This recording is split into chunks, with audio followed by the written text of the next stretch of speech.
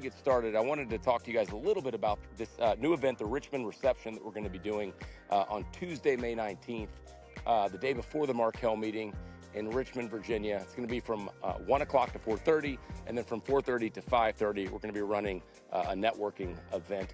And the idea of this is to really just have kind of a TED-style series of talks, of roundtable discussions, to really create an atmosphere where we can talk about the finance topics du jour in a very open way and get a lot of interesting insights and feedback from some of the smartest minds in finance. And so if you're interested in that, please reach out to us. It's going to be a great event, and we're looking forward to hosting it, the first annual Richmond Reception. But right now, I hope you guys enjoy our conversation. Thanks, guys. The information provided in this podcast is for educational and informational purposes only and should not be construed as investment advice. We are not financial advisors, and nothing discussed on this podcast should be considered a recommendation to buy, sell, or hold any security. All opinions expressed are those of the hosts and guests and are subject to change without notice. Listeners should do their own research and consult with a qualified financial advisor before making any investment decisions. Investing involves risk, including the potential loss of principal. Past performance is not indicative of future results. All right, welcome everybody back to Value Seville. Coming to you, Donnie, I am back in Virginia. All right, I'm Florida for 2 months. I'm back into Virginia. We got a lovely rainy day, but it's not snowing, so I'm stoked about that. Lovely. Glad to be back. How you been, you bud? Still got the Florida tan, so you're still looking good. I'm not, you know, I'm going to say that last episode, I watched it. I was like, damn, I wasn't that burnt. And I think there was a lighting issue because I looked at it and I had a little bit of sun, but I was like, man, I look like a lobster. So hopefully I fixed the lighting issue. You've even keeled. You've even keeled now. Good. Or even keeled.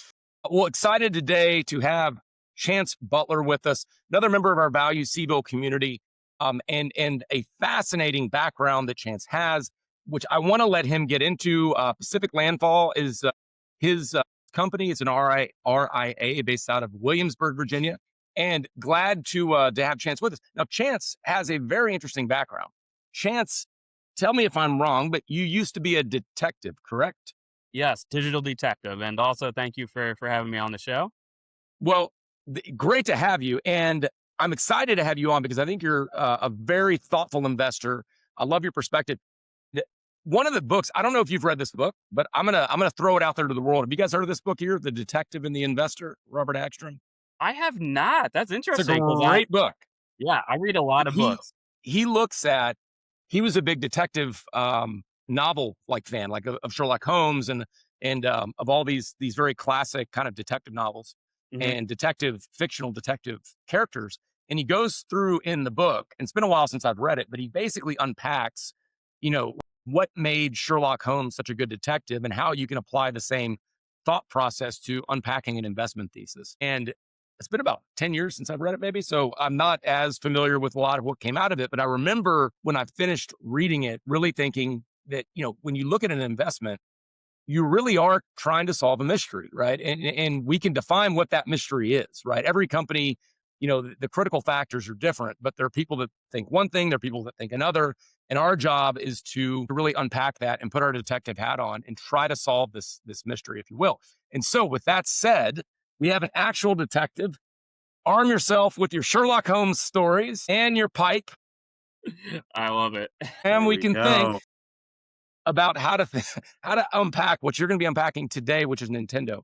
But Chance, really to start, I'd love to get some more on your background and kind of what your overall investing philosophy is and kind of how that, colors your views on unpacking investment theses. Yeah. Quickly to your point on investigating, when I was working cases, the one thing I was really good at was, I worked with digital evidence on the digital side. So, a case might have, 10 million emails. It might have, just so many Word documents. As the examiner on those cases, you have to read through every single one. Right. So you're just reading all day, massive amounts of data. And for whatever reason, I was really good at picking out one or two things that would crack a case wide open. And that's kind of one of the skills I've translated to my investing is, reading all those financial statements, the footnotes, one footnote can make the world of a difference for an investment. So Yeah. yeah, but to my story, I started investing at the ripe old age of 7, and I grew up living with my grandfather, and he was a doctor, and he attended Wharton Business School at the same time. He did a double degree, and the rule was that when I was sick and I stayed home from school, I had to wake up with him. Had to watch Good Morning America, which is a news program which almost no one knows about anymore.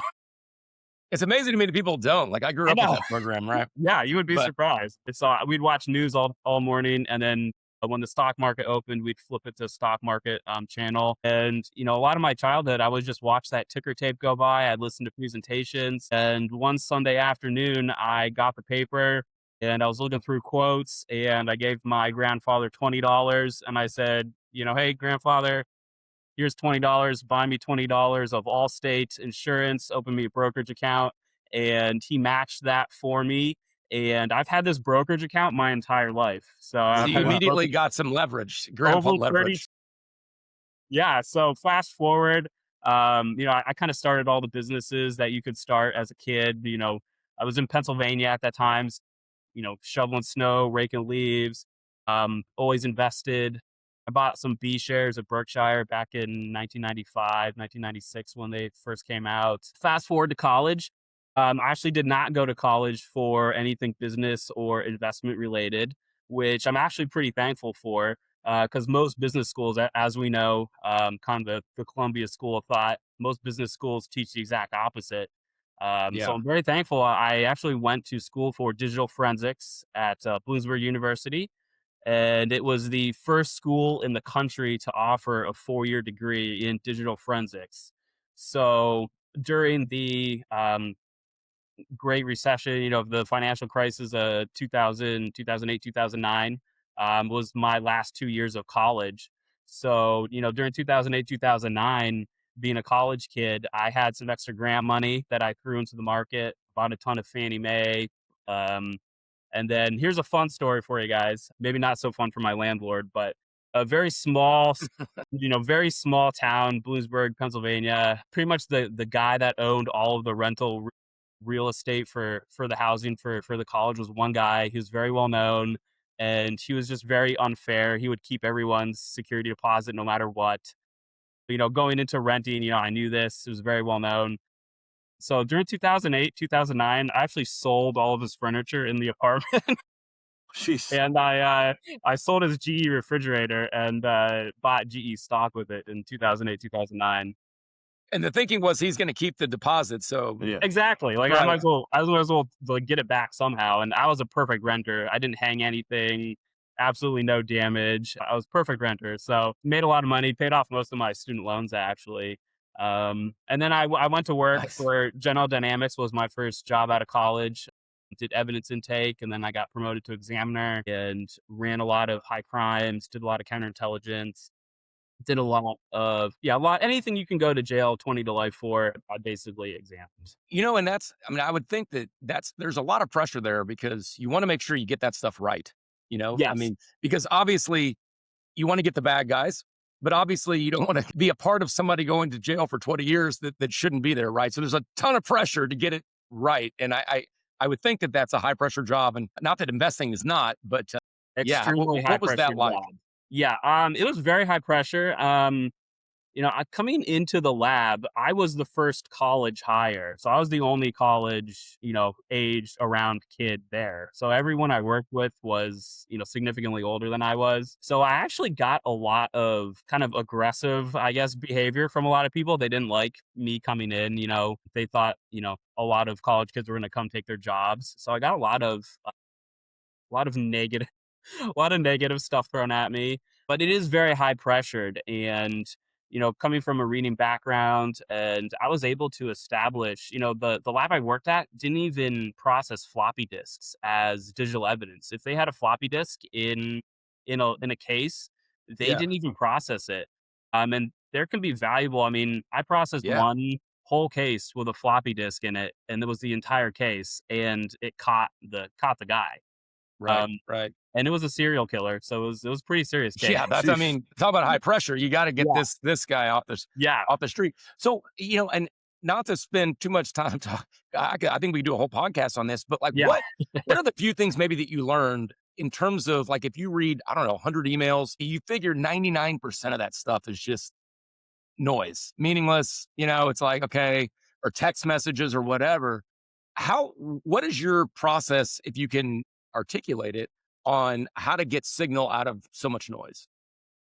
Yeah, it's tough for me to articulate because it's really just something that comes like a natural. It's just a natural thing. I can read through all these emails, and you can kind of pick out like some of the things that are unique and don't make a lot of sense. You kind of you're building a profile of the person. You're getting to know them. You're researching them. You kind of know everything about them, right? Like I can tell you some of the guys that I investigated. I can tell you their garden layout and how they focused on turning their garden over.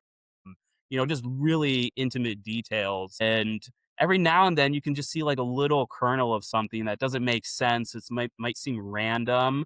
And Right, I would always take that aside and I'd write it down. Even now I write stuff down. I don't type stuff out usually.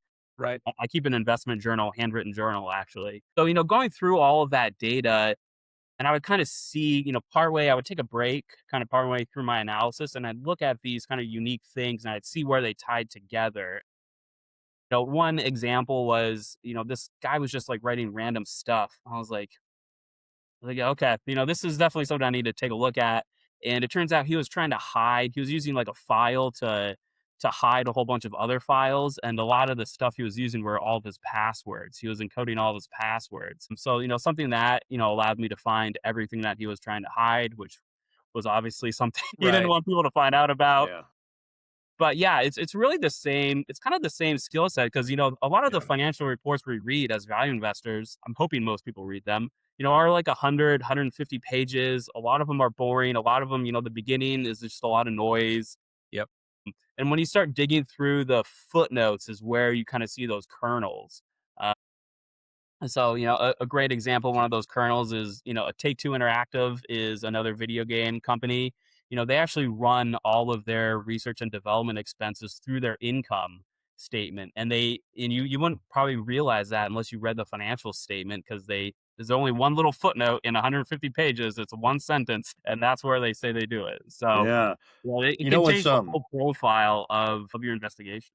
yeah. If we were to pause right here and we were to take a vote on what they thought Chance did, everyone would say short seller, right? Because Yeah. you Yeah, almost yeah, fit what a short seller would be good at, or someone who is a short seller would want in an analyst, or whatever the case is. But you seem to be, we're talking about a long today. So the question, I guess, is: yeah. did you ever think about shorting? Did you short, or do you ever look for those, nefarious cases, or are you really just are you still the long only from the grandpa day, I guess?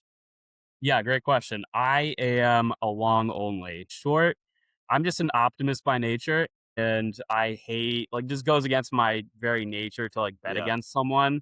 So I always very optimistic, always encouraging, always looking for growth, for positive, So I'm long only. Okay. Okay. Well, I think it's a fantastic background, and I think I know you and I have talked about that in the past, and I got more detail today. So it does help frame, I think, the way you've talked about Nintendo. You presented it once at Value Seville. You and I have talked about it at length at different times, and so let's get into it. We're going to talk about it, but I really want to know, because I'm always interested in understanding how people find ideas and how much that's you know kind of process driven. Someone runs a screen versus the kind of the Peter Lynch, invest in what you know philosophy. So just this one, you know, it doesn't matter how you found an investment. I think it matters what you do with it. So that Exactly.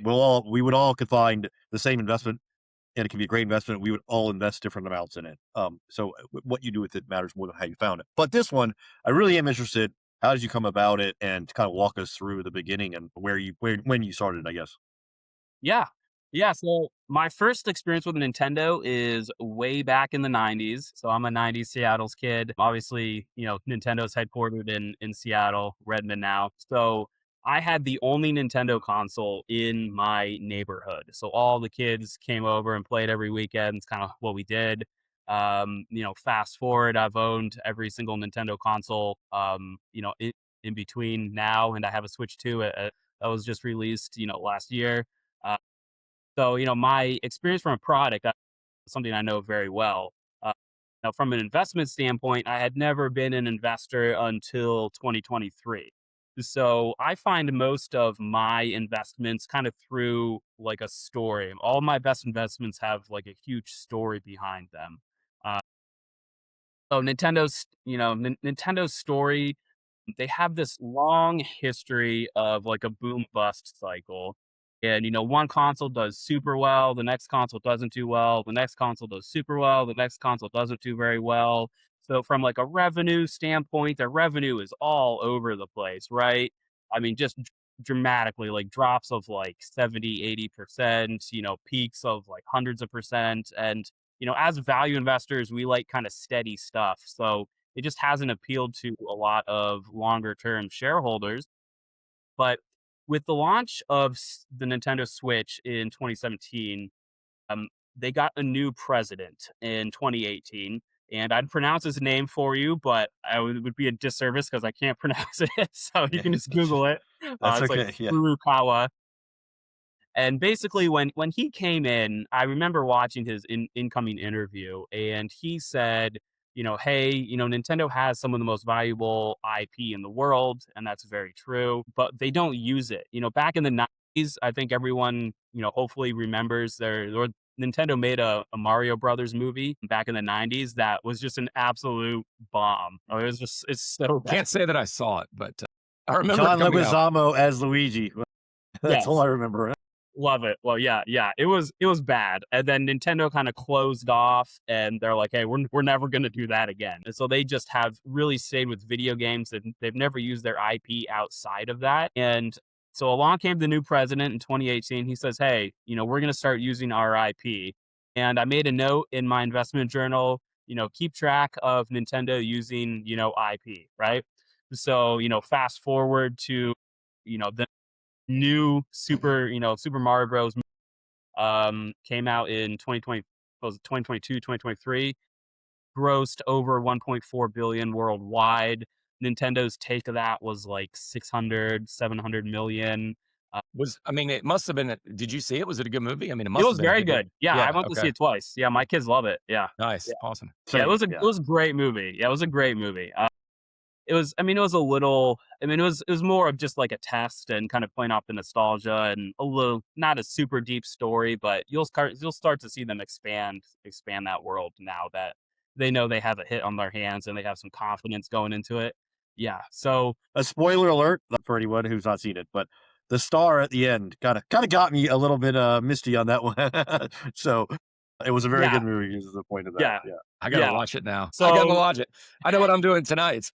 yes, yes. And hey, the next movie comes out April 1st, so you can watch that Shit. movie and Back to then back. go see the new one in, I in can I theaters can April binge 1st. I can binge me some Mario. Yeah. Yes, yes, yeah. So 2023 with the release of the new movie, that was kind of when the console cycle was ending. And here's where the story kind of really, you can really start to see how Nintendo is going to be very, very valuable in the future. They're starting to use their IP more, and now they announced that they're going to iterate their Nintendo Switch for their console for the first time ever. So you know how PlayStation does PlayStation 1, 2, 3, 4. Everyone else does that. This is the first time Nintendo has ever done that. I don't know why it took them so long to do it, but moving forward, that brings their whole development crowd with them into the new console. So that's a huge difference. And they have a large distribution platform where they sell third party games. So kind of like compare that to like the Apple walled garden where they, take 30% of all the cut of anything that they sell on the App Store. It's the same thing for Nintendo. Anytime that Nintendo eStore, any publisher can publish to it, and Nintendo takes a 30% of that cut too. So Chance, Yeah. real It quick, just just and I got some notes here. Yeah. I'm not a big video gamer, but when I was a kid, I had the original NES. I mean, like I think most Gen Xers of my generation, that was a big deal. Yep. I was quite a fan of Kung Fu and I think Contra, RBI Love Baseball it. also. Yeah. Yep. Tecmo Bowl was great. So they went NES, Super NES, Nintendo 64. Then you had the GameCube. You had Game Boy in there somewhere. Then Nintendo DS, Wii, Nintendo 3DS, Yep. EU, then Switch Yep. and Switch 2. So to understand this part of it right, typically you would have an entire ecosystem change over. So when you went from, say, NES to Super NES and then NES to 64, they were so radically different. There was no backward compatibility for the games. So it's almost like they had to reinvent the wheel every time a new hardware system came out.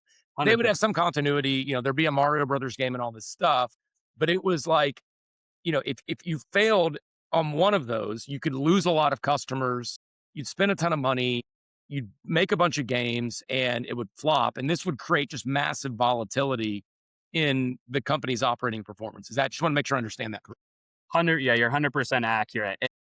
And the console cycle, the console cycle that you're alluding to, they actually one was like a home, not a travel one, and the other one was a portable one. So like the Game Boy was portable, the 3DS was portable. So what Nintendo did was they combined those into one console. So the Nintendo Switch you can take with you. It's portable. It's really the only portable gaming console out there. And you can dock it at home and use like a large screen TV and play that way. So they combined the console cycles, and they're bringing all of their customers over.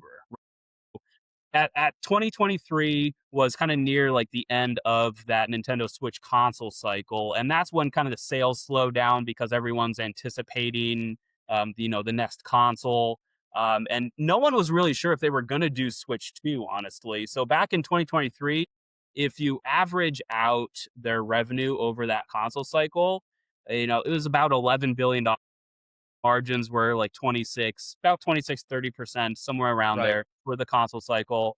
If you just do like a simple earnings power value calculation, you were sitting at, about a 50% discount to their current earnings of that console cycle. Right. And that was like the Switch was like the most successful console cycle for them, correct? Yes, yeah, I mean, it was over like almost 125 160 million. million units or something Yeah, sold. So, I mean, yep. I guess at that time, the market's looking at that and saying, this is not sustainable, right? Yeah, and they weren't really sure if Nintendo was gonna iterate. There was still a lot of apprehension, and that's when Wall Street published all those articles saying Nintendo's uninvestable, they're not gonna do Switch 2. There's just that fear of, that fear of the boom bust cycle was still very much alive. So as soon as, I saw Wall Street Journal publish an article that, said it was, not investable, that's when I started taking a look at it very closely.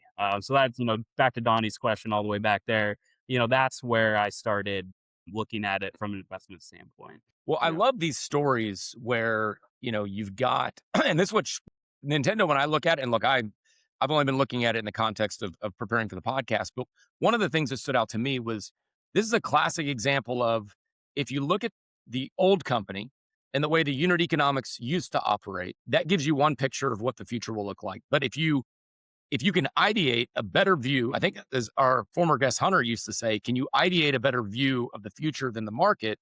If you can ideate a view of this company as being less cyclical, higher margin, we'll talk the margin and the platform part of it in a minute, then you've got you have current state unit economics, which might not look so great, but then you've got future state unit economics that if you can see what those are going to look like and you can see what this business is going to look like in say 3 to 5 years and what investors will be willing to pay for $1 of earnings in 3 to 5 years based on this kind of future state unit economic profile. I like stories like that because it's not obvious today. I feel like value investors, one of the mistakes that a lot of us make, and I used to make it, I'm getting away from it, is where we hang our hat on what the past looked like, and is it cheap based on historic accounting earnings, which might be completely divorced from what the future is going to look like. And to me, that's what this story is. And I'd like to get your take on is that how you're looking at it?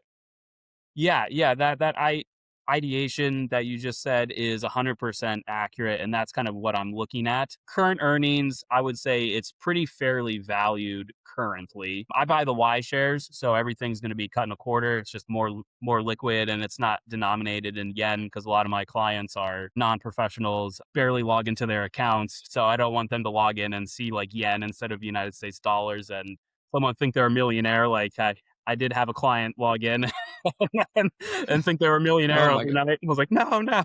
Yes, you're a genius. Yeah, yeah. I was like, oh, Right.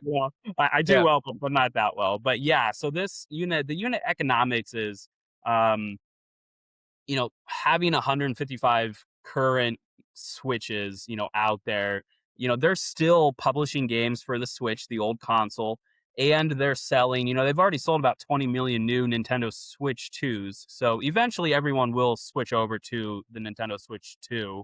But now you have like that platform where you're not losing everyone, right? And most importantly is the development crowd for the studio to develop a video game is very expensive. It's hundreds of millions of dollars to make AAA games. You want to make sure you have a crowd that's going to buy it, right? So that's Right. why people would know you wouldn't have like a major developer develop a AAA game, the most expensive games for a console with only 10 million units sold out there, because the best you're going to do is maybe like 5 million sales, right? Which is why the success of the hardware is so important, because it can like be a Yes, double-edged sword. It's like if the hardware cycle sucks, then developers are like, nobody's going to want to buy this thing. And so they don't develop games, and it becomes almost like a self-fulfilling prophecy. It would seem. exactly. Yeah, Yeah. that's the bust cycle that they've hopefully put behind them, and it all looks like it's put behind them. How important, Chance, is the like, let's just to maybe use an example that I'm looking at kind of the top selling games, and I didn't realize that the Switch games were really Nintendo games are like like all the number one selling game. It's the top Yep. 10 list. They run that. But if I'm, a developer, third party developer, and I in the past, like to Jeff's point earlier, when it was going from SNES to 64, you didn't were you did you know that they were what this other platform was going to be, or did you have to kind of wait until they release this new platform and then you develop for it? And is the Switch add more continuity where it's similar platform you're building on, you're not kind of reinventing the wheel, which gives developers more like a better kind of, I guess, viewpoint into the future. Is that kind of how to think about it? They've made some of the evolution? Yeah, yeah. So Nintendo early on really only published their own games. They had a select few developers that they would work with, but with Nintendo Switch, they really moved into like third party development. Another thing we can talk about is the game engine. But basically, how the development cycle works is, a couple years into switching over to a new console, Nintendo provides their game engine and like a developer toolkit to their partners. So becoming a partner to Nintendo is extremely lucrative for for a development studio. And this is really, as they've brought over these developers, the Switch is really where they developed that massive ecosystem of developers, and they've brought that along to the Switch 2. The Switch 2 is actually going to be the first console where third party sales of non Nintendo developers could very well outsell Nintendo games on the platform. So So, that's like, actually Minecraft could come into the Nintendo, maybe it wasn't there before, yep. or Grand Theft Auto, let's say, because that's like the number one of the number one games selling of all time. It Yeah. was on the other systems, but now it could come here. Yeah, That was not Hogwarts something. Legacy. You'll see all of those come over. And Okay. they've already started quite a bit of development and porting to that third party uh, that app store, Interesting. right? It's like an Yeah. app store. You can call it an e-store, whatever you want to call it. You know, publishers sell. It's a distribution channel. Publishers develop the game, push it through the Nintendo store, and then Nintendo takes that 30% cut of all those video games. So in the All past, yeah. where let's say, you're a teenager and you're making this big, ask for Christmas, and you want either the PlayStation 5 or Nintendo, you're really kind of making a big choice at the time. You're saying like, I can only play these games, or I can play these games, but I really can't get both. But today, you're saying if I get the Nintendo, I can get kind of the whole everything in a sense. Is that 100%. Yeah. And so the console is off cycle. So it moved off cycle to not compete with PlayStation and the Xbox. So Nintendo positions itself as the cheapest console. And so it's it's really family friendly, right? It's the cheapest one. So they have an entry point, very good entry point. And, to Jeff's points earlier in the show, Nintendo has kept their console price steady. and they're kind of eating all the tariffs, they're eating all the margins because they know that getting the console out as quickly as possible and as many units as possible is the biggest driver of their cycle. And Yeah. Chance, has that been a big driver of the underperformance recently in the stock? I think that the margin profile of the Switch 2, excuse me, from a hardware perspective, at least from what I've read, is structurally, it's because historically, didn't Nintendo make money on their consoles? Whereas a lot of these companies didn't. Where now the margin profile on the console itself is not nearly what it was on past consoles. Plus, you've got tariffs because a lot of this stuff is manufactured throughout parts of Asia. Plus, you've got, I know we're going to talk later about memory chips, prices have gone to the moon, and that's a big component. So you've got all these things that are making margins, at least currently, kind of stink, for lack of a better word. Is that been a big driver recently? And is this, I mean, if you think about it, markets are extrapolation machines, and are they Mhm. taking the first, and what's happening now and just rolling it forward, 30 years? And how do you look at that margin profile, kind of the evolution of it as they sell more Switch 2s? Yeah, yeah. So the margin profile. So when I pitched this, last year, it was like $20, $25. Those Y shares, those quarter shares were like $20, $25 a share. Mm, That was just trading all on based on hope, right? It was way too expensive to buy then. So you've seen a pretty big pullback to like today. They're trading about $15 a share or so, 15.50. Just recently it's been quite a big pullback, and it has been on tariffs. That typically the console margins are like 5, 8%. It's really low margin. Just really the console makers just try to break even on that, and the software margins are much, much higher. So the margin profile for the Switch, the current fighting over in the Middle East, that definitely impacts the shipping. Nintendo ships a lot of their consoles via boat, especially to Europe, which is one of their largest markets, one of their top 3 markets. So that definitely impacts the margins, hopefully temporarily. Tariffs, I don't know. Nintendo just sued the United States I saw government that. for the tariff Yeah, I saw rebates. that. Line up with everybody else. Yeah. Yeah, yeah, we'll see what happens with that, but, the RAM is the RAM is the biggest part, is that, the prices, for the RAM, and that's gonna hit, computers, everything that has RAM in it is, those margins for the RAM is, like, maybe, like, 20, 30% of the total console cost. Has that even filtered through yet? Because my understanding is that they It's had not bought a yet. bunch of RAM already. The Yep. impact's not even, the margin impact sucks right now, but it's about to Yeah. get worse because of this, right? It'll get a little worse, yeah, and I think it's a temporary situation. So the way I'm looking at it is basically you're buying, you're buying the best video game company out there at a fair price, and you're getting massive competitive advantages. You're getting massive margin growth. You're getting, just a lot of growth, for free, right? So, I bought my shares back in 2023, so I got quite a big discount for myself and most of my clients. But for newer clients, I've been buying in the 13, 14, 50 range, because it's still a great buy. And the further margin expansions, that first Nintendo Switch, it didn't have the technical capability to play a lot of those games that you were talking about, Donnie, like Grand Theft Auto and like a lot of the newer games. So a lot of the games that they sold over their eShop were like single and double A games. These indie games, they might sell like 500,000, a million copies, and that's just like amazing for that indie developer. They're not, touching tens and 20s millions of copies. So their price point is a lot lower, right? They're selling those games for like 20, $25. So for Switch 2, now that they have the technical capability to run all of the most recent games, that price point is going to be in the 50s and 60s, and, averaging, high upper 60s. So that right there, triples, almost triples the revenue from the third party sales. Yeah. Chance, one thing, that I noticed with the Switch One, and it's a $300 price point versus the $450 price point. And if you go, if you travel on an airplane, you'll often see, kids, the teenager or the, whatever, the young kids, and each of them have their own Switch.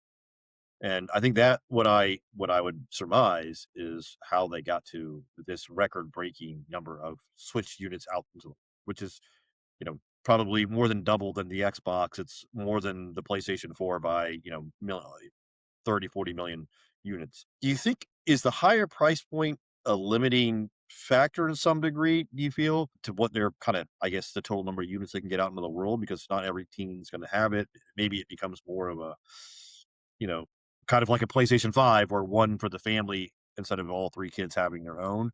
Or has that proven to kind of be, it's really everyone's been trained to have their own. Everyone's going to have their own again. And maybe that $150 is just totally worth it. Yeah, great question. Everyone's trained to have their own. They're going to have their own. It's kind of, Nintendo has done a lot of really cool things. Like with the Pokemon games, they have two versions, right? Red and blue, going back in the day. So you had to buy two versions of the game to collect all the Pokemon, right? Hmm, So nice. they just come up with really unique ways to kind of expand that universe. And it's always been Nintendo's strategy to be the lowest priced console to grab that market share, right? Yeah, so I mean, yeah, it's they are going to, I have 3 Switch consoles in my family, so we can all Yeah. play at the same time together. I have family members who have, like, 4 or 5 consoles, they all live apart, and how they play, how they keep in touch is playing video games online so they can all talk to each other, so, they have, instead of 1 console, they have 4 or 5 so they can all play at the same time together.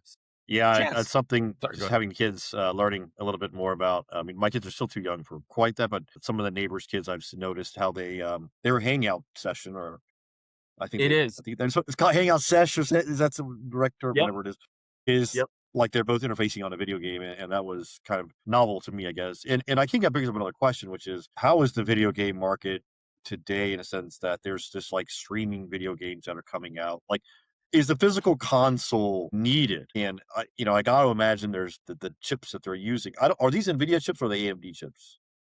By the way. I think Nintendo went with a specific Tegra chip. I would have to Okay. look it up. I'm not It's a different one. Yeah. super knowledgeable about the inside components, but But it needs that, like, does it need the edge computing chip to play all these, like, fascinating, amazing games, or can you stream these games? Like, is streaming gonna be a disintermediator at one point to the physical hardware?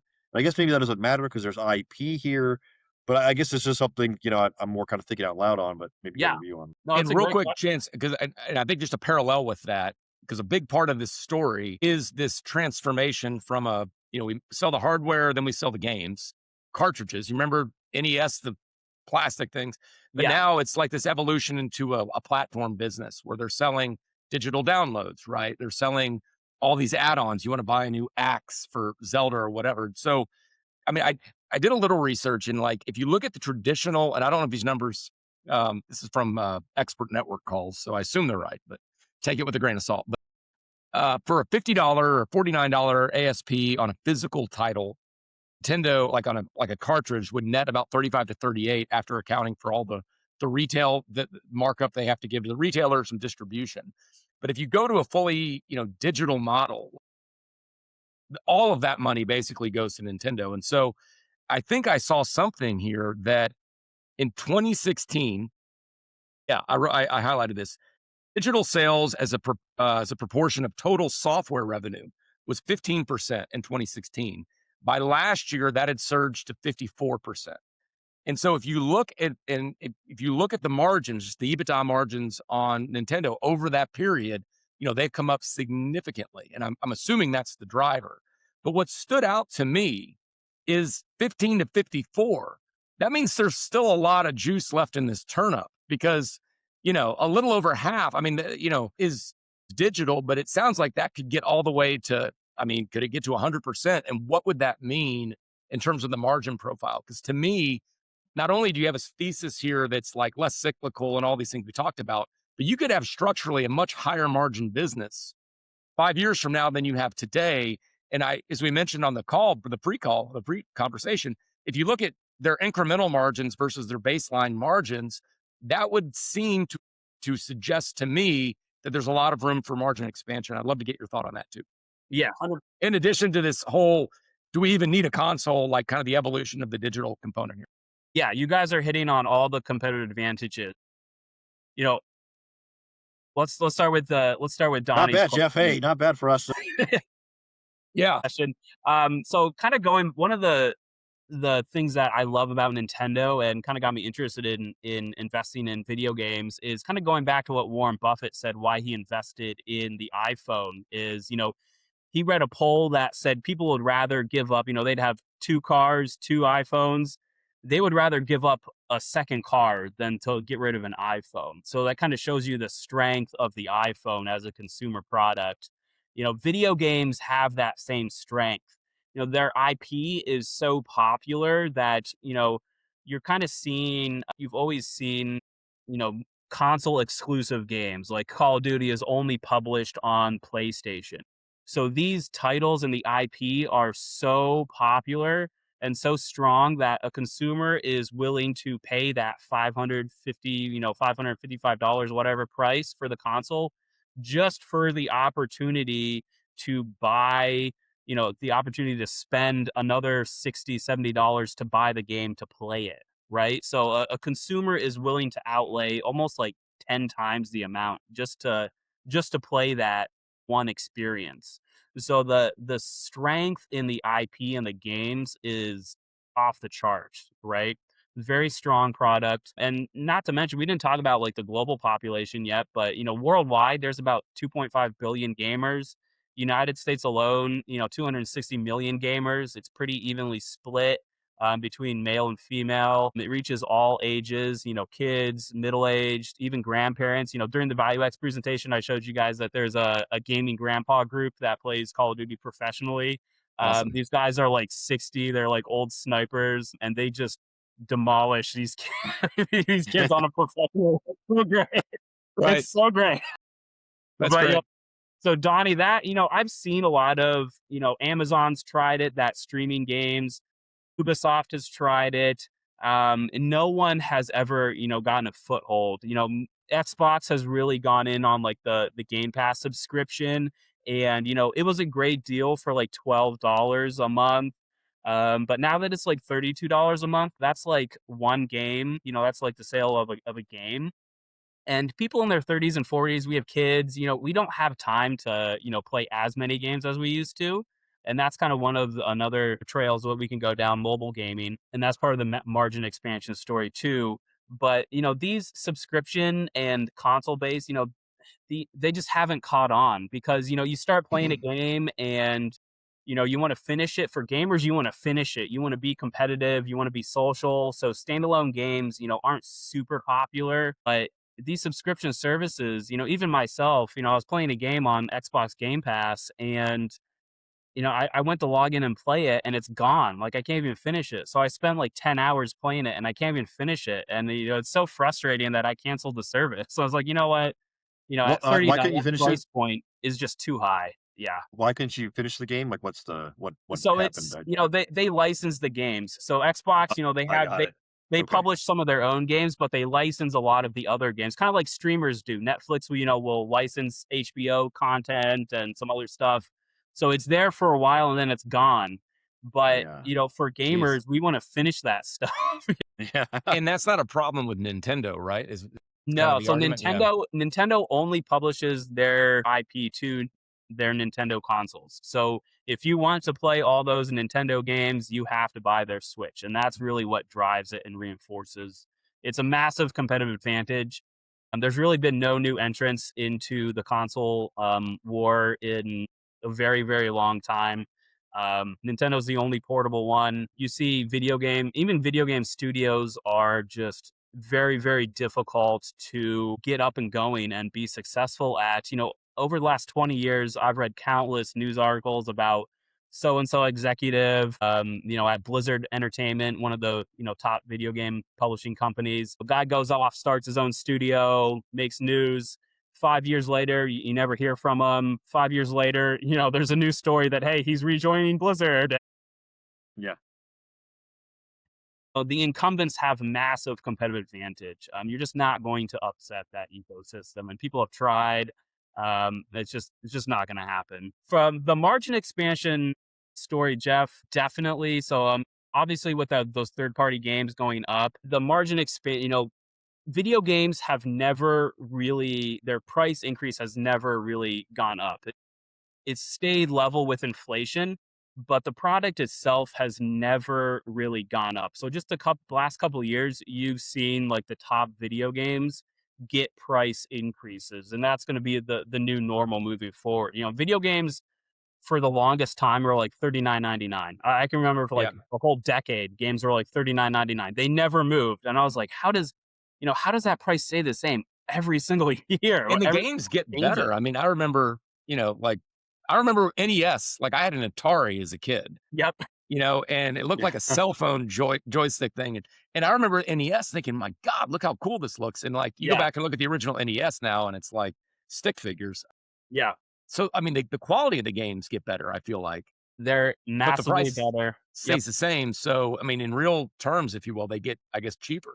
Yeah, yeah, and kind of what you were alluding to with, like, the digital items, those are called live service games, and a great example of a live service game is, like, Fortnite, Call of Duty. You have that battle, the base game you might pay some money for, and then you have this live service component where you're paying money for, like, a battle pass, like, a month at a time or so. You have other items you can buy in the game. And those have been proven, the longest running and some of the most profitable, gaming titles. And you know what? You know how many Nintendo has? Zero. Really? Yeah, they have no live service game. Mobile gaming is the largest segment, of gaming. Right. Consoles are actually very, very, very low, percentage of the gaming universe. Mobile gaming is about 60-70% of the gaming universe. And you know how many mobile games, Nintendo has? Almost none. Well, Mm, so do you think yeah. that's an area that they can It's huge grow growth. into? Yeah. Yeah. Oh, yeah. Yeah. They were, they kind of waited to see how people would translate their IP into those mobile games. So they kind of waited and waited and waited. They've had a couple entries. Pokemon Go, um, was massively popular, and they only own 32% of the Pokemon company directly, and then they own a bunch of the subsidiaries that own the other part of Pokemon companies. Overall, they have a general, they have voting, they control the voting power. They own technically over 51% of the votes. But because it's buried in a subsidiary structure, the the equity method that they use doesn't generate the top line revenue for Yeah. Nintendo. Mobile, they have like two or three mobile titles, a couple Fire Emblem games, a Mario Run game, and they sunsetted Animal Crossing. Was like 8 years they had that out. And after that, they have nothing. But mobile is an area where they said that they're going to put a lot of future effort into, and they're exploring it and working on it. And, that's, think about selling 155 million consoles, but now look at Mhm. the mobile market. You have, billions of phones, right? You have Right. billions and billions of phones that they can directly push to. And as Jeff, kind of your margin expansion story, even more margin expansion, Apple notoriously takes like a 30% cut, right? And Mhm. Google, on the Google Play Store took a 30% cut too. Well, guess what?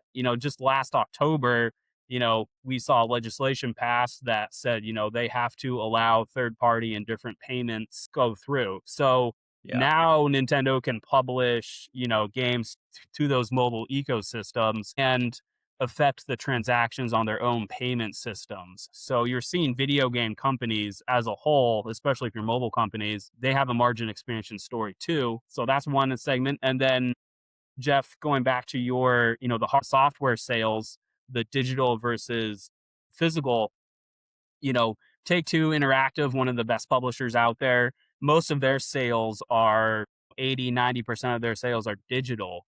Okay. And, back to your point, the profit margins pretty much double when you go from convert a physical sale to a digital sale, but the profit margins double.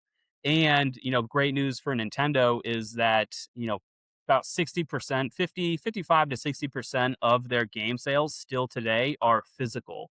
Right. So they have a long runway of Yeah. converting those physical sales to digital sales. I mean, they're definitely the most behind on that front.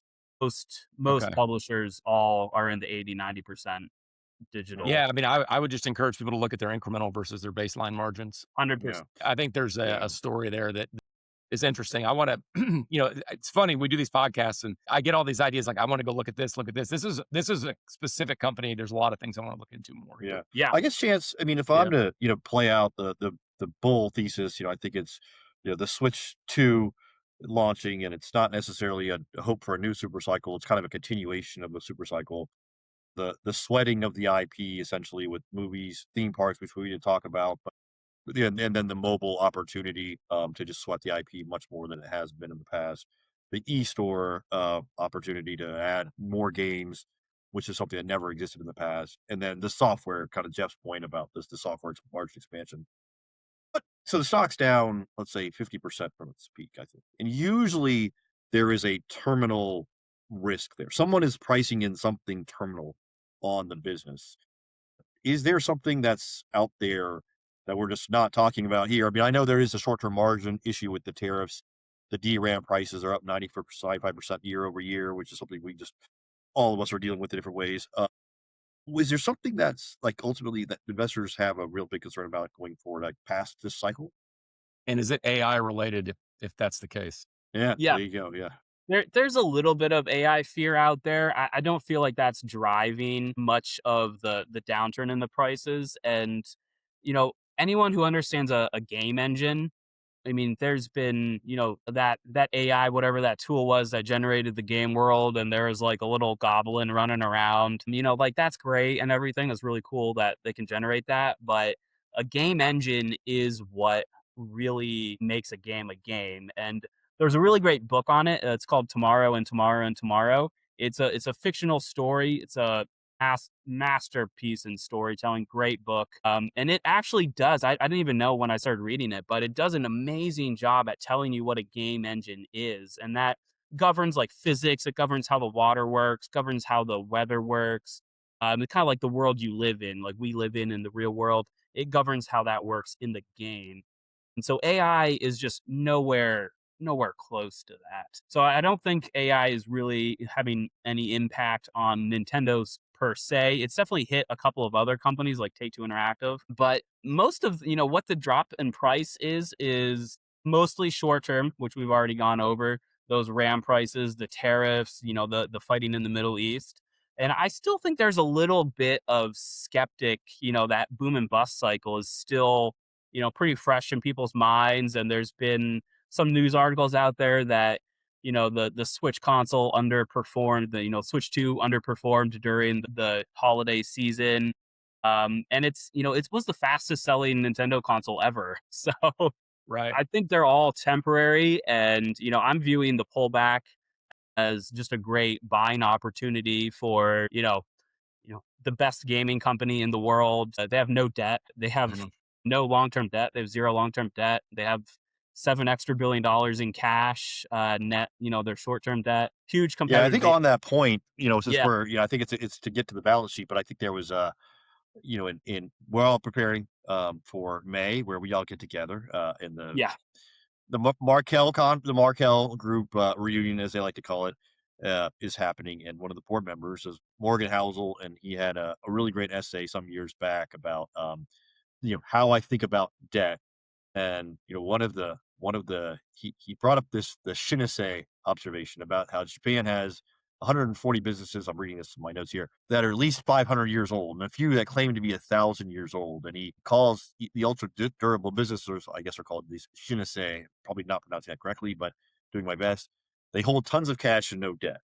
And when I started getting into Nintendo, I immediately harkened back to that essay. And I guess, one of the things that, Jeff and I talked about, and this was that the capital allocation here, it's got this a lot of cash. I think there's some investors, they don't do buybacks. They've largely hoarded cash to some degree. And maybe it's They are because doing a this buyback, right? ethos, It's but a special situation. Yeah.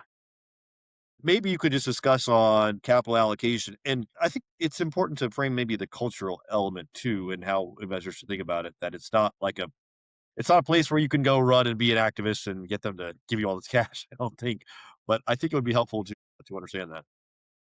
Yeah. The framework, value investors, we love buybacks. Do I wish Nintendo would do more buybacks? Absolutely. There's a special situation, Jeff, that what you're saying is, kind of over the last couple of years, Japan as a whole has pushed a lot of new policies, kind of bring a lot of companies up to book value. They're kind of undoing a lot of those cross interests. Japan is Yeah. notorious for those cross interests. Yeah. The cross And so holdings. that's where those big blocks of Nintendo stock are coming on the market, is they're undoing those cross interests. And so that's where Nintendo's buying back a lot of those shares to kind of help out a little bit. Right. I think Right. So the just to be clear last on that, buyback. that's like another company owns a big chunk, and Nintendo may own a big chunk, and what they're Yes. saying is And they're kind of let's unwinding let's them. unwind these, and then Nintendo Yes. had some big company sell these shares, and they bought it back. So it's kind of a 100%. Yeah. one-time thing, and that's Yeah. probably done. Is that fair? Like that's kind of wrapped up. Yeah, there's a new unwinding that just is happening like over the next couple weeks. So that's like current right now. But yeah, the last time they bought back shares was, I think, like 2014. Mhm. They do issue, I mean, they do have a dividend, like 2%. I hate dividends. I wish they would just reinvest it into the business, but it is what it is. That's part of the culture. They do special dividends on top of, very successful console cycles. They just have so much cash that they hold. They will do special dividends. So yeah, that's basically the capital allocation profile. Maybe I'll fly out there and hold a share buyback sign. Good luck with Yeah, that. Let me know how that's that good. goes. I'll go with you. We'll have some sake, and that'll be Yeah. fun. But I don't think you're gonna have too much luck there. There is this larger, I think, and I'm no expert on Japan, but when did Buffett start investing in those trading companies, like 5 years ago, 4 years ago? But isn't Yeah. there a push in corporate Japan to? I mean, the problem whenever I've looked at Japanese equities historically is capital allocation. They've got relatively kind of disappointing returns on equity, returns on capital. But my understanding is they're trying to get more shareholder friendly in the country to try to get the stock market to be a better performer, and they've had success. I mean, the Japanese market over the last several years, I don't have a chart up, but I believe it's done pretty well. Do you think that like larger macro play also plays in here? Like I say macro, but just better corporate governance. I mean, as a tailwind to the thesis. What are your thoughts there, if any? Yeah, it's a minor tailwind. I would say it'll definitely impact them a little bit, as investors, especially institutions and in larger blocks, look at the Japanese market as a more attractive market. Nintendo, going back to Donnie's point, is started in 1889. It's been around quite a long time. It will definitely pick What up was the some. original? 1889. Yeah, 1889. It What did was they do back in 1889? I mean, yeah, was there an NES in the old West that wasn't aware? not quite. They Yeah, started off as hand painted playing card company really. back in 1889, and they pivoted to video games in the 70s. So That's a what were some of detective right there, giving that you is a the detective. I had no 1889. idea. So what were some of the original playing cards? Any of their IP? Did they do? Was there a Mario card way back in the day, or Mario, I read a story a couple years ago, so hopefully I remember it correctly, but Mario, I believe, it was a name from like a janitor or something, and there was a whole tie-in. So that they do carry a lot of that history into their right? products, and you kind of have to go back and know the history to know it. But I think a janitor was like one of the big people that really helped Nintendo move into the video game entertainment space. Mhm. So go figure. Part of the Japanese culture, which is very important to gamers, is how they treat, how these video game companies treat their customers, the gamers, right? And Right. during COVID, you saw Nintendo, their president, took a 0% salary.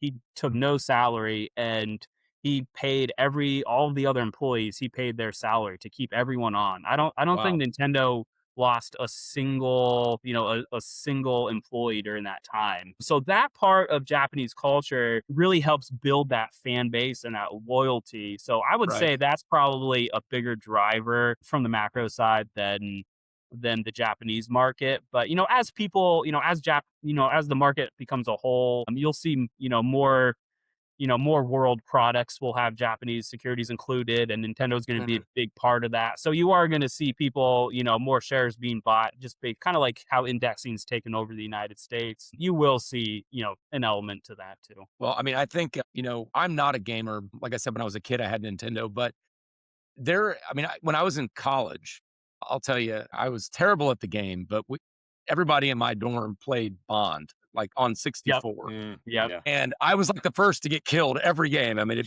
I was awful, but like, I just remember the fierce loyalty to that game among Yep. all of my buddies in our dorm. And it was, like, I'm sure there's that loyalty to other video games, but it just, 100%. Nintendo strikes me as having some just, I don't even know how to describe it, but like some appeal that is very powerful, that has stood the test of time. And if you carry that into a business model transformation that makes it less cyclical, higher margin, I could see a big upside to the stock, especially given since, at the end of the day, it's going to be earning per share growth within the context of high returns on capital that would be driving it, right? And so, but if it ends up not working, if the investment thesis doesn't work, what do you think happens? Is it, the Switch 2 doesn't continue its trajectory? Like, where does the thesis go wrong? Because I see a lot of ways in which it can work, but obviously there has to be cases where it doesn't work. And what are your thoughts there? If you had to do kind of a post-mortem or pre-mortem rather on a failed investment case, what would go wrong? Yeah, the pre-mortem would be that, the Switch 2, doesn't replicate the success of the Switch 1, or doesn't even come close. And that's kind of where I see, that that kind of fear, and the recent price movement back. Right. And that's kind of what I see is that's really the biggest post-mortem, is, Nintendo, the Switch 2 just doesn't sell enough consoles to warrant, that platform effect. You'll still get some of the margin effect, but the full platform effect, and, keeping those gamers in their universe, from console to console to console. Right. That's the biggest risk. However, PlayStation does it, Xbox does it, works very well. And kind of what you alluded to as that brand loyalty, people just associate happiness and memories with Nintendo. You've even seen some of that with, the latest release. Like last week was Pokemon Pokopia. Wasn't even expected to be, a mainline game. It's an offshoot of Pokemon. They've already sold like 2 million units in less than a week. And people are writing that, hey, this is just such a great, this is a great way to have some joy and peace and kind of like ignore all of the global conflict. Right. So there is an element, of what you touched on, Jeff, that's very important is people play video games to have fun. They play them to be competitive. They play them to be social. They play them to kind of escape, reality sometimes. So there is that, whatever we want to call it. It's brand loyalty. It is a competitive advantage. Yeah. Yeah. A quick side story. Jeff talked about Bond. I'll talk about Zelda. So Zelda has been a very important part of my life in some sense. I even describe the iterative nature, like my iterative nature, some small part of it to playing Zelda for 64. There's a water temple that was virtually impossible to beat back then. I don't know. I remember spending hours and days of my life on this thing. It was a whole thing. Last year, just in January, as you can imagine, in Minneapolis, it's cold here, and the days are dark. Days get dark pretty early, and we played whole family, 6-year or at the time 5, 7-year-old. My wife and me played the Zelda Breath of the Wild. The first time we'd ever played it, and Nice. we all went in it together. To your point, it was this escapism. We were there was some tough things going on with our family that nothing existential, but just things that we had to work through. It was like such such an escapism. Our whole family was into it. My wife, she works in the ER, so gets home late sometimes. So she'd like cook meals for us and train the horses and do stuff like that. But the most stressful night was we took the horse out, my son's favorite horse, and we couldn't get it back to its stable. And me and my wife were sweating so bad, like, oh my God, we have to get this thing back. we stayed up for like an hour. We just couldn't figure out how to get this thing back. So it was kind of a funny story, but Zelda has definitely been This is in the important context of the element. game. This is in Yeah, the the concept of context the of the game. game. I mean, if I you say you played the have game, horses you like, I don't understand. know, man. Oh man! And like one time, I took the horse, and my son was with me, and like this thing just killed the horse. I mean, he looks at me and just melts down. I'm like, Sorry, this is reset, loud. reset, reset. No, no, no, we can go back. But I mean, it was such like a dramatic moment in this kid's life. Yeah. Anyways, that's my Yeah. point about escapism. Zelda has been something that even more recently has had that effect on our families. My last question, Chance, does this, I mean, another worry that I would have would be that the young generation today doesn't embrace Nintendo like we did. Is that a risk, or are you seeing, do you think it spans generations because of the power of the IP? It's in my view, it spans generations. I see a lot of brands, they start off with the younger generation, they grow, they grow, they grow. They realize, hey, our customers are in like their 40s and 50s. We got to do something to reach the younger crowd. Nintendo's great because these consoles and video games, you start playing them as a kid. And, Yeah. when parents are looking at video games, if you didn't grow up with them, the Switch is the cheapest console. It's the most family friendly. That's the safest by far. A lot of negative articles out in the world today about children's safety in video games. Nintendo has none of that because they don't have that. They don't use that capability in most of their games. Some third party stuff will have some of it, but Nintendo is safe, so it kind of builds your own. It kind of reiterates itself every generation. Right. I still play Nintendo games, and especially with my kids, I play by myself too. I've been playing Super Smash Brothers since the '90s. I competed in MLG, which was like kind of the first foray into esports, which is another margin expansion opportunity. So yeah, no, I love Nintendo. Is one of the main reasons I love it is because it reaches new consumers. That young cohort, it reaches them every generation, like Right. clockwork. I Yeah, hadn't and thought now, about that. That yeah, makes sense because I mean, like, you don't have Grand Theft Auto in Nintendo, right? And right, I mean, I don't have kids, but the last thing I would want is a young kid of mine playing a game like that because 100%. for obvious reasons. Yeah, So as parents introduce their kids to Nintendo, I guess it's similar. Like, you could make an argument that, well, Mickey Mouse won't transcend generations. Well, we know that's wrong, right? Because we all grew up with it, and kids grew up with it. yeah. So, in Donnie, one thing we did not touch on as much, but I would like to end with is the IP around things like theme parks and movies. We touched on it, but my understanding is there's some Nintendo theme park stuff going. I think in Orlando, they maybe have something going there that I've read about. Chance, can you talk a little bit about that?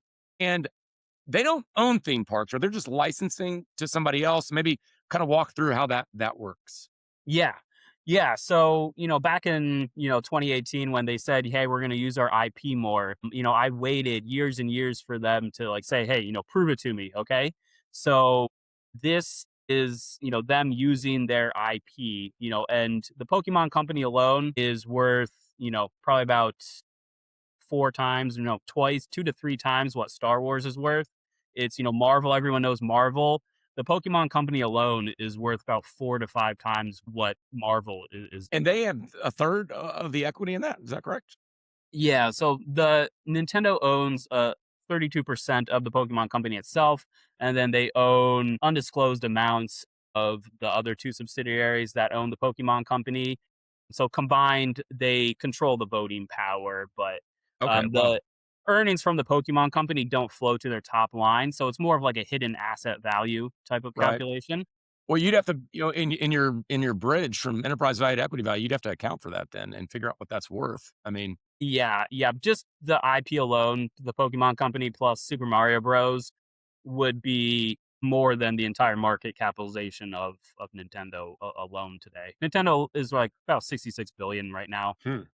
Wow. So you can make a case that those IPs are worth about the entire market cap.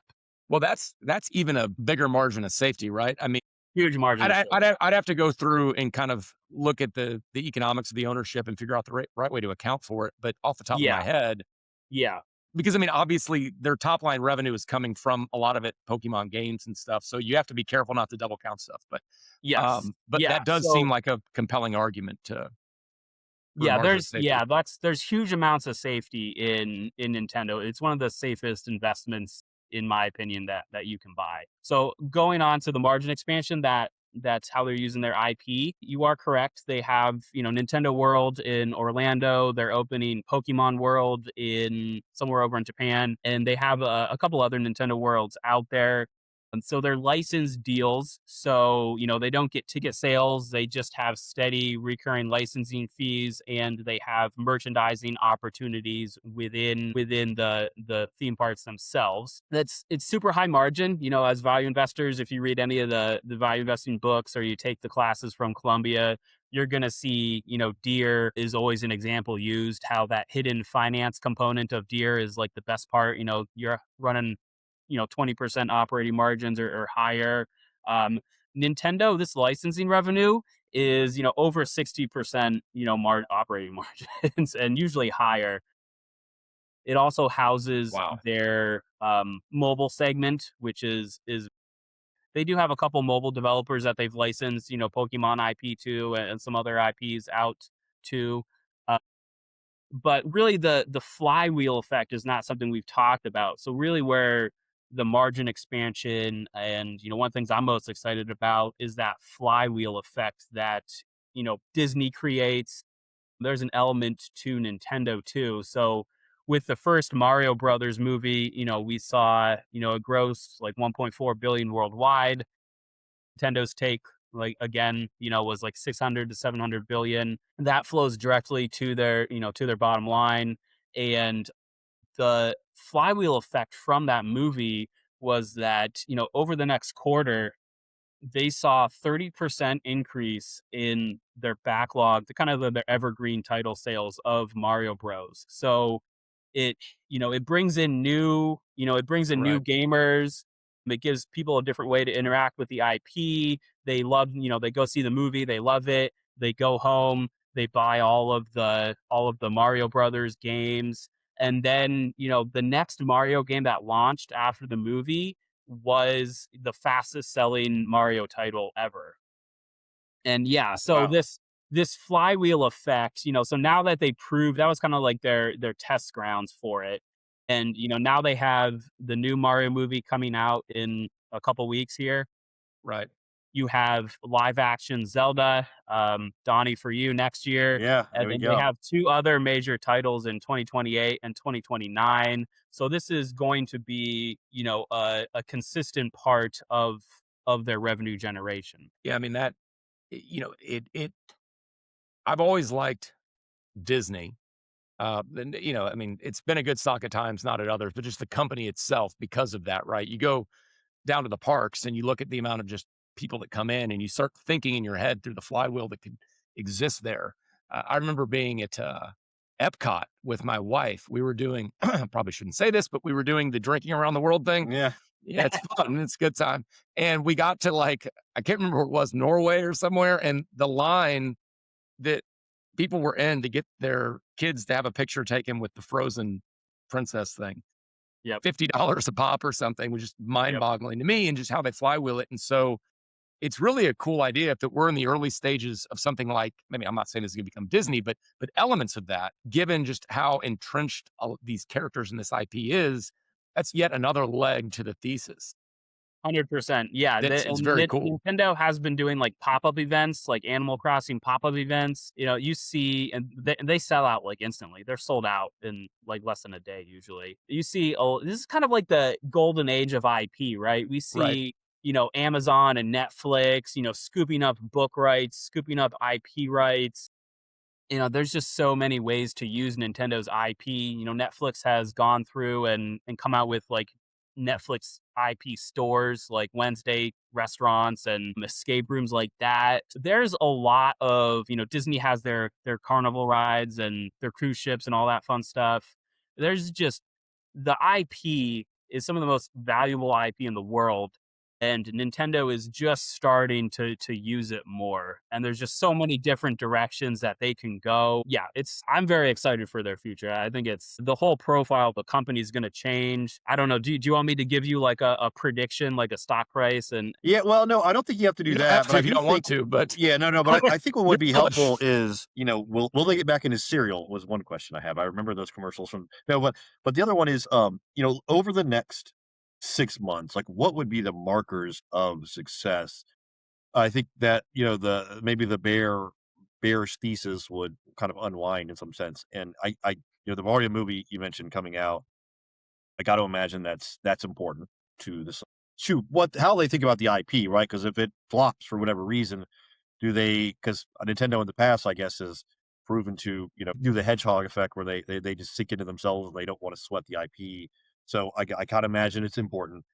And then the Switch 2 sales, if that defies expectations or whatever, I don't know what the expectations are. 22 million you mentioned so far, but like where do you see that? I think would those be the two markers that if you were an investor today, you just love this podcast and I'm just going to buy this stock tomorrow, what would you say you need to look at over the next 6 months to know that the thesis is really rolling in the right? yeah, yeah.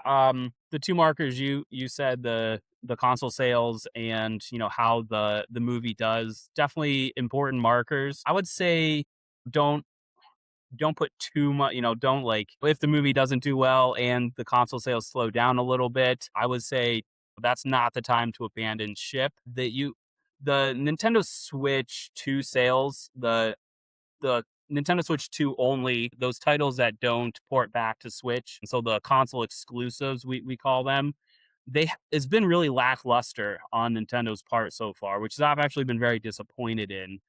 So you still have all of the major IP, you still have major releases coming from all of those, and you've Mhm. already have the console selling, very quickly.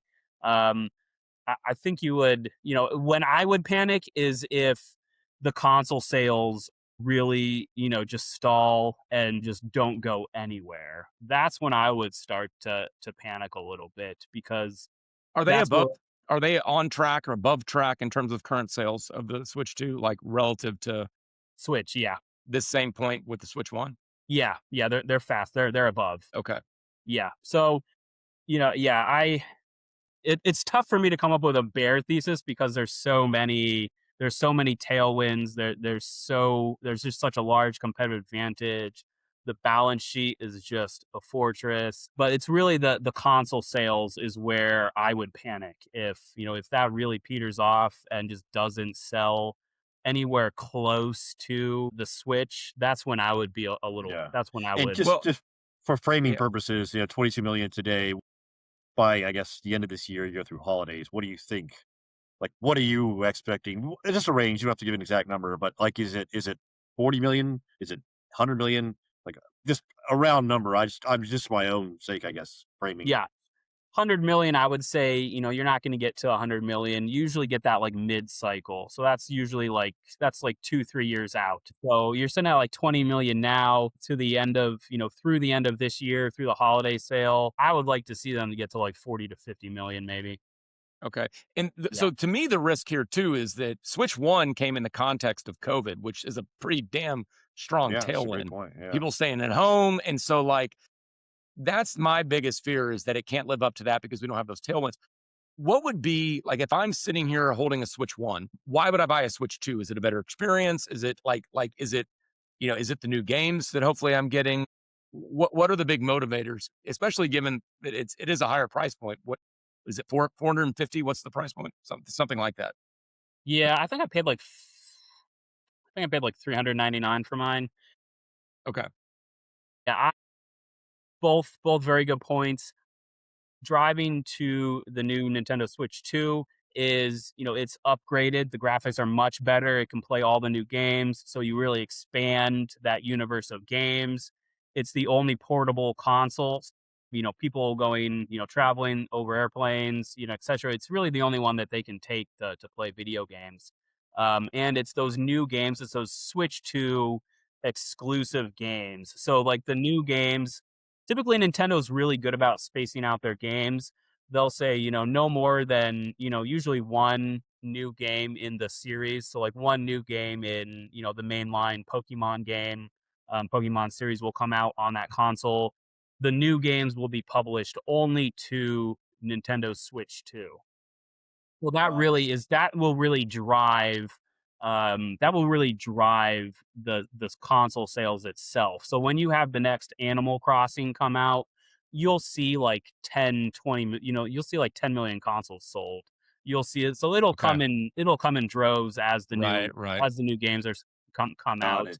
So That's kind That of makes a lot of sense because that's what yeah, recently the stock price has been moved up, from whatever it was, the kind of yeah, the nadir there. And yeah. and as I read this morning, I mean, this is more of a headline read that the Pokemon game you mentioned has done something kind of phenomenal, and I think Well, that yeah, it drags along yeah, probably sales of the components to your 100%. point. Yeah. Yeah, got Yeah, it. you're talking about Pokemon Pokopia, and that game was just published like a week ago. It sold 2 million copies already. It's a Nintendo Switch 2 exclusive. So if you want to right. play it, Okay. you Okay. have to buy the Switch 2.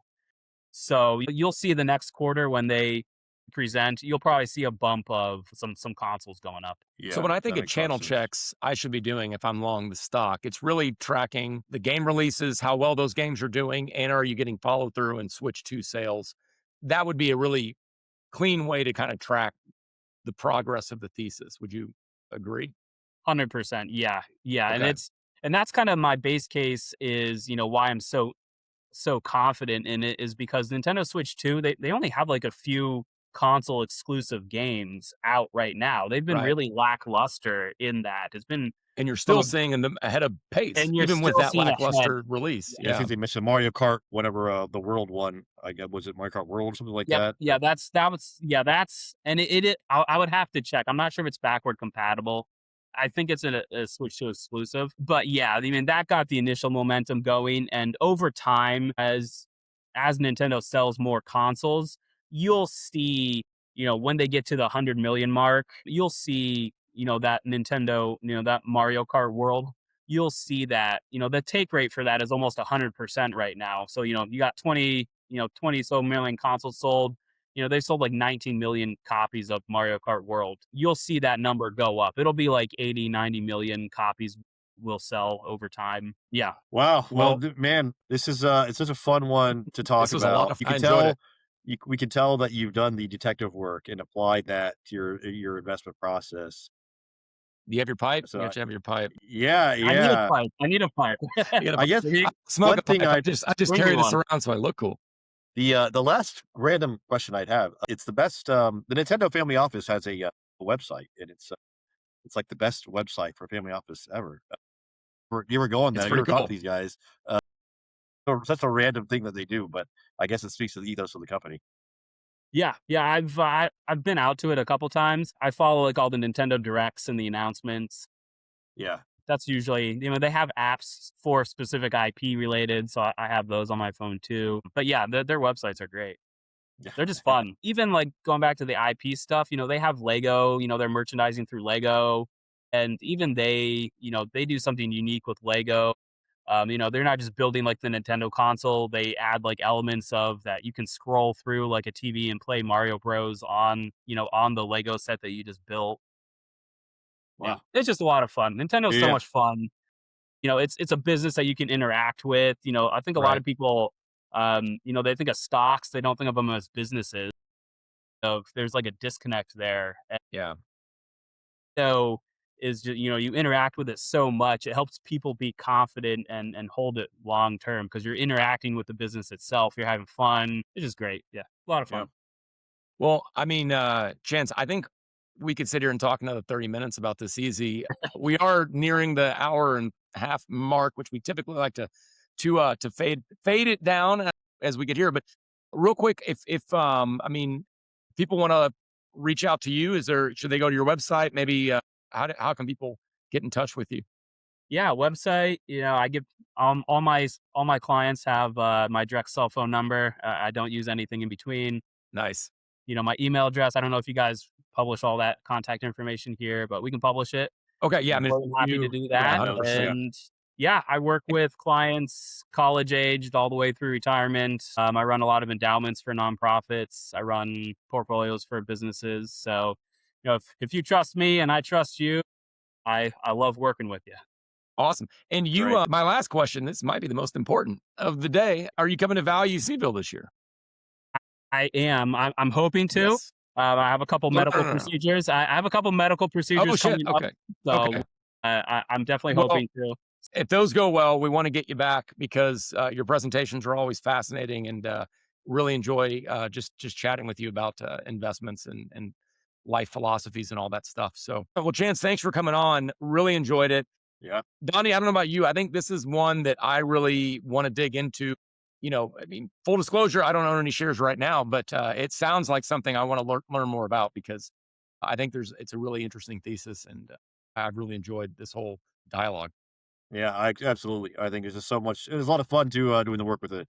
To Chance's Yeah. point, when you do work on a business, sometimes having the extra element of fun adds a little something to it. So I do Well, because so many appreciate businesses it. at the end of the day are boring. It might be Yeah. profitable, but this is one that takes you back to your childhood. You're like, it's more, it's, and I think to a certain degree, if you don't enjoy doing the research, you won't research as much, right? But if you enjoy the research, you're more Yeah, likely to dig a little deeper, which that's another thing absolutely. I like about this. All right, well, look, everybody, thanks for tuning in to Value Seville. We will see you next time, and take care, everybody.